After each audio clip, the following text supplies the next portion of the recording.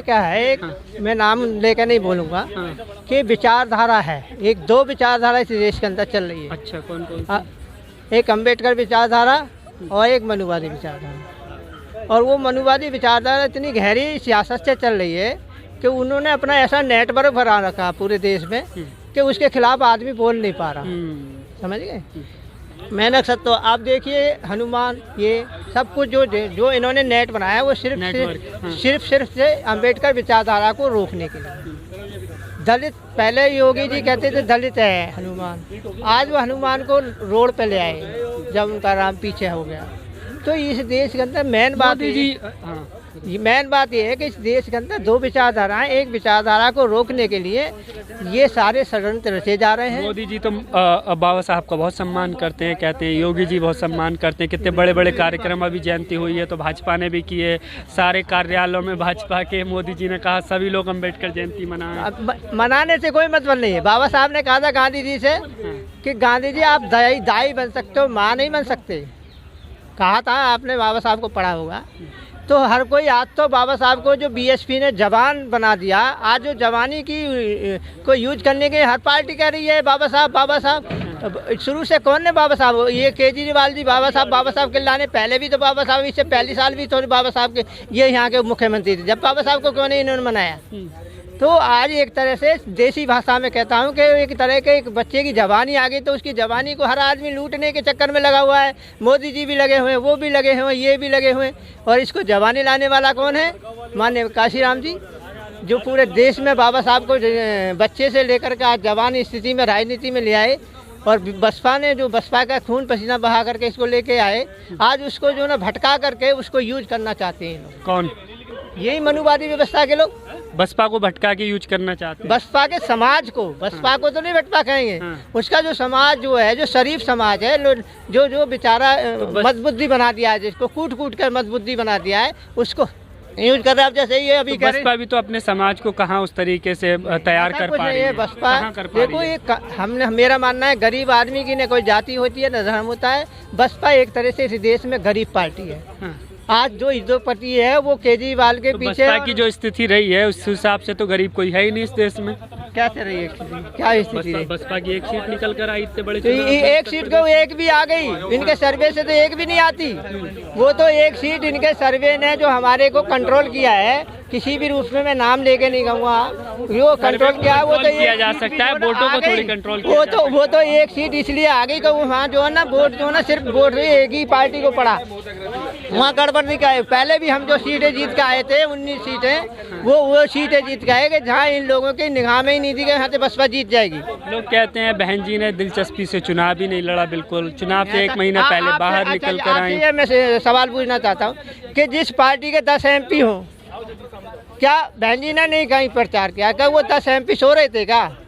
जब 50 MPओं के ऊपर 10 MP, 5 MLA एक MP के नीचे होते, क्या वो 50 MLA उन्होंने काम नहीं किया? तो वहाँ से क्यों नहीं सीटें निकली? आपने शुरुआत में अम्बेडकरवाद और मनुवाद की बात करी, और आज सोशल मीडिया के दौर में अम्बेडकरवाद की काफ़ी अच्छी क्रांति आई है, और बाबा साहब की आइडियोलॉजी को मानने वाली पार्टी कही जाती है BSP। तो फिर वो आइडियोलॉजी के लोगों ने बसपा के साथ समर्थन क्यों नहीं दिया? कहाँ चला गया? तो फिर क्यों नहीं किया? आज भी हम जो है ना उस हालात में हम दो जगह भटक गए। उस हमने दूसरे दो वर्गों को हमने एडजस्ट करने की कोशिश करी, दोनों वर्ग अलग हो गए, नाम नहीं लेना चाहता मैं, क्या समझे, और वो दोनों हो गए, एक वर्ग रह गया जो उसका मेन वर्ग था, उसने 1,17,00,000 वोट आज भी दिया है ना, चौड़े में होकर के। जो बिल्कुल लाचार समाज है, जिस ऊपर बसपा का एक बुनियाद है, उसने आज भी 1,17,00,000 वोट यूपी में दिया है। जाटव समाज खड़ा रहा है, बाकी सारा वोट ऐसा मैं नहीं कह सकता। ऐसा नहीं कह सकता, लेकिन संख्या बल उसका ज्यादा, यही बता रहे हैं। नहीं, संख्या यही बता रहा है, संख्या बल उसका भी। बहन जी ने खुद कहा है मुस्लिम समाज का वोट नहीं मिला, ये भाई वो तो मुस्लिम खुद कह रहा है कि 97% हमने वोट दिया है उसको, समाजवादी को। हम तुमसे कितने मुसलमानों से बर्बाद है, लेकिन अब 3% वोट के ऊपर क्या गिनती करो? बहन जी ने इतने ब्राह्मण सम्मेलन कराए, ब्राह्मणों ने कितना वोट दिया उसका आकलन किया क्या? देखो, हमारा समाज हमेशा पर तो आरोप लगा दिया कि हाँ इन्होंने वोट नहीं दिया। किसे? ब्राह्मण बहुत चतुर है, वो सत्ता भोगी है, पूरे 74 साल से वो सत्ता में रहा, चाहे कोई भी पार्टी रही, चाहे कांग्रेस रही, चाहे BJP रही, चाहे BSP रही। चाहे कोई भी पार्टी, वो उसमें हमेशा मालिक बन के रहा। जब उसे दिखा कि बसपा की यहाँ कोई वैसे नहीं है, वो अपनी जगह पहुँच गया। चतुर चालाक से सावधान क्यों नहीं रहते? हम फंस गए 2 जगह। अगर ब्राह्मण को जोड़ा इसलिए कि ब्राह्मण वोट हमें मिल जाएगा, समझ गए? आपको पता है, पहले से ही पता है कि वो चतुर चालाक के मौका परस्ते हैं, तो उन पर क्यों भरोसा कर रहे हैं? मेरी बात तो सुनो। जब ब्राह्मण को देखा हमने, ब्राह्मण हमारे पास हो जाएगा, ब्राह्मण एक समाज का सभ्य वर्ग है, वो जब हमारी चर्चा करेगा तो लोगों में उसका मैसेज जाएगा और हमें वोट मिलेगा। लेकिन ऐसा नहीं हो पाया। उसके बाद में हमने मुस्लिम को दे दिया। वो कैसे चर्चा कर देगा? वो वर्ग कैसे हो? उसी ने तो पूरा शोषण किया है, उसी की तो पूरा। नहीं, वो बात अलग है कि देखो हमारा इतिहास उठा के देखिए, हमने कभी भी, हमारे महापुरुष ने किसी का विरोध नहीं किया। बाबा साहब ने ड्यूटियों में पढ़ के पढ़े, लेकिन उनके विरोध में कुछ कहा बाबा साहब ने? लेकिन तो आपको नहीं लगता है कि हमारे तो जितने भी महापुरुष हैं उन्होंने कभी भी सबको सम्मान दिया? हम इस देश के मूल्य निवासी लोग हैं, इसलिए हम किसी पे शक नहीं करते, हम उससे सब पे विश्वास करते हैं। आपको नहीं लगता बसपा में कुछ बदलाव की जरूरत है? पार्टी उस तरीके से परफॉर्मेंस नहीं कर पा रही है, जो उस तरीके से प्रभाव नहीं डाल पा रही है। राजनीतिक इतना समीकरण बदल गया है कि इतनी जल्दी चेंज होकर के इतना पिकअप नहीं कर पाएंगे। जब पुरानी पार्टी धराशायी हो गई तो एक नई पार्टी है, नया बदलाव होकर के इतनी जल्दी पिकअप नहीं करे। हम तो खैर 5 चुनाव हार गए, कांग्रेस तो 2 चुनाव में जमीन पे आ गई। नहीं, पार्टी अगर आप पुरानी की बात कर रहे हैं भाई, हम तो लगातार 5 चुनाव हारे हैं ना यूपी में। अरे कांग्रेस की बात मत करो, उसकी तो बात ही मत करो। हमारा मुकाबला बीजेपी से होना चाहिए, कांग्रेस से क्यों कर रहे हो? वो तो खुद विपक्ष में ही है। मैं कह रहा हूँ, आपने कहा कि पुरानी पार्टी है हमारी, पुरानी पार्टी तो बाबा साहब की थी, तो मान्यवर काशीराम ने नई पार्टी क्यों बनाई? भाई मोमेंट को चलाने के एक ने एक आता रहता है। हम तो किसी समय, जब बाबू जगजान, वही तो बात कही जा रही है, बाबा जगजान राम जब मरे थे ना, वो समय अलग था। जब बाबा साहब ने संविधान बनाया था उस टाइम ये लोग गुलाम थे, हमको काम करने को मौका मिला।